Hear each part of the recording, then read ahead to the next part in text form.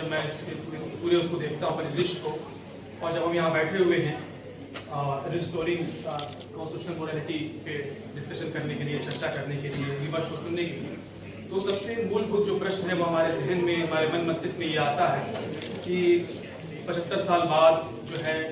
आखिर क्यों ज़रूरत महसूस हो रही है हमें इस बात पे विचार करने के लिए कि जो शब्द जो है संविधान को मजबूती प्रदान करने के लिए डाले गए थे और आज ही के दिन डाले गए थे, ये भी बात आई सामने,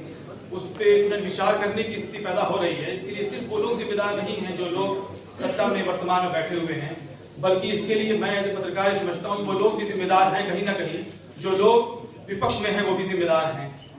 और चूंकि ये बात कहना इसलिए जरूरी है, पत्रकार को बहुत ईमानदारी से बात कहूंगा। दूसरा ये कि सबसे बड़ी विपक्षी पार्टी जो है उसके बहुत सारे नेता हमारे मंच में बैठे हुए हैं, यहाँ बहुत सारे लोग हैं, तो उनको भी कहना जरूरी है ताकि उनके सामने ये बात आए कि देश का नागरिक, आम नागरिक क्या सोचता है कि जब ये शब्द डाले गए, सोशलिज्म और ये वर्ड जो सोशलिस्ट और सेकुलर वर्ड डाले गए संविधान में, तो इस देश की आम जनता, आम जनमानस ने ये सोचा, उनको यह आभास हुआ कि अब जो है उनके अधिकार सुनिश्चित हो जाएंगे, वो सेफ हैं इस देश में। इसलिए सेफ हैं कि जो लोग सत्ता में बैठे हैं वो तो उसके अनुसार, संविधान के अनुसार अपनी सत्ता चलाएंगे, लेकिन उनको देखने का काम,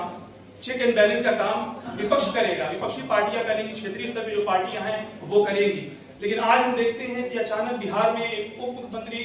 जो रीजनल पार्टी के मुखिया भी हैं, वो कहते हैं कि एक मुसलमान पे जब हमला होगा 5 यादव उसकी रक्षा करेंगे। लोग तालियां बजाते हैं, लेकिन लोकतंत्र में ताली बजाने का प्रश्न नहीं है। सवाल ये है कि आपने 75 साल में लोकतंत्र को, संविधान को इतना कमजोर कर दिया कि अचानक कोई किसी मुसलमान पे हमला कर देगा,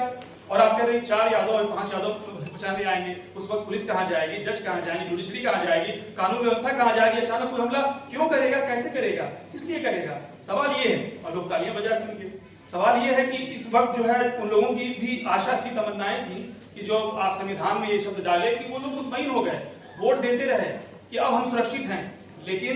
4 दिन पहले जो चकमा को जो है उसकी हत्या हुई इसलिए कि वो नॉर्थ ईस्ट का है, तो नॉर्थ ईस्ट के लोगों की जो हृदय छलनी हुआ इस बात से कि हम तो उम्मीद आपसे किए थे कि आप सड़कों पे आएंगे, सड़क से, और जो है संसद तक आप हमारी रक्षा करेंगे। लेकिन सड़क और संसद की रक्षा करने वाली जो पार्टी का दावा है यूपी में, उसके मुखिया सिर्फ शायरी करते हैं। तो कोई किसी भावना आत हो तो मैं माफी चाहूंगा, शायरी के माध्यम से आप लोकतंत्र में इतनी बड़ी लड़ाई नहीं लड़ सकते हैं, आपको सड़क पे आना होगा। तो पार्टियां ये सोचती हैं कि जनता सड़क पे आए, जनता ये सोचती है कि पार्टियां हैं। अंबेडकर ने कहा था, सोशल डेमोक्रेसी की बात कही थी अंबेडकर ने, तो कौन वो करेगा? पार्टियां, आप पक्ष में, विपक्ष में, जो भी हो, जो समाजी संगठन है, कई सारी पार्टियां ये कहती है धार्मिक संगठन काम करेंगे, धार्मिक संगठन कहते हैं कि पॉलिटिकल पार्टियां ये काम करें कि जो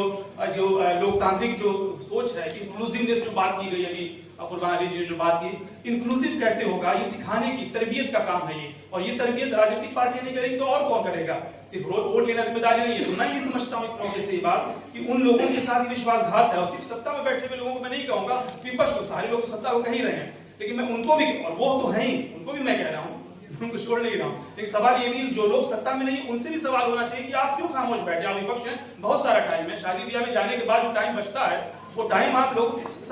सड़कों पे आप आए, लोगों को लेकर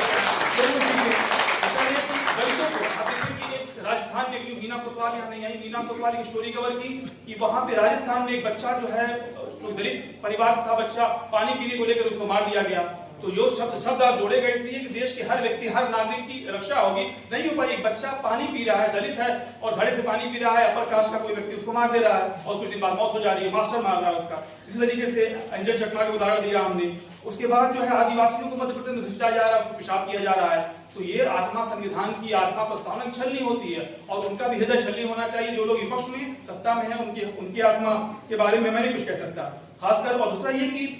आपने देखा इसी देश में कुछ वर्ष पहले सुल्ली बाई और गुल्ली बाई ऐप के माध्यम से मुस्लिम महिलाओं की नीलामी का काम हुआ। जो आरोपी पकड़े गए, जज ने, मैं जुडिशरी पे कुछ नहीं कहना चाहूंगा, इस पे हम चाहेंगे आगे बात आए, जज ने कहा कि पिता तुल्य रवैया अपनाना चाहिए और छोड़ दिए, जमानत मिल गई। जमानत में कोई कमेंट नहीं है मेरा, पिता तुल्य रवैया अपनाना चाहिए जिसने ऑनलाइन नीलामी की, किसकी? माइनॉरिटी के तमाम महिलाओं की। और वो महिलाएं जो प्रखर थी, बोलती थी, मुखर थी, बोलने वाली महिलाओं की ऑनलाइन नीलामी के जो अपराधी को कहा गया पिता तुल्य रवैया अपनाना चाहिए। और 5 साल से जेल में बंद है प्रदर्शन करने के आरोपी, उनके साथ कौन सा किस तरह का तुल्य रवैया अपनाया जाएगा, इस पर भी बात होनी चाहिए। तो सवाल ये है कि वो पार्टियां भी बोले, जो पार्टियां सोच रही हैं कि हम जनता आए सड़क पे फिर हम बोले, सड़क पे जनता आई, गोलियां चली, 22 लोग मार दिए गए संविधान बचाने के उसमें, आप घर कितने लोग गए, 1-2 नेता लोग गए घर पे, मैंने रिपोर्टिंग की है कि लोग घर पे नहीं गए, बुरा हाल है लोगों का, तो उन लोगों के साथ खड़े होना, पार्टी को भी काम होना चाहिए, उन लोगों के साथ खड़े हों, बोले, और रीजनल पार्टियां जो खेल खेल रही हैं उनको भी चाहिए, उनको भी आगाह करें कि आप इस तरीके से बयान देगा कि 5 यादव आएंगे, मुस्लिम बचा लेगा,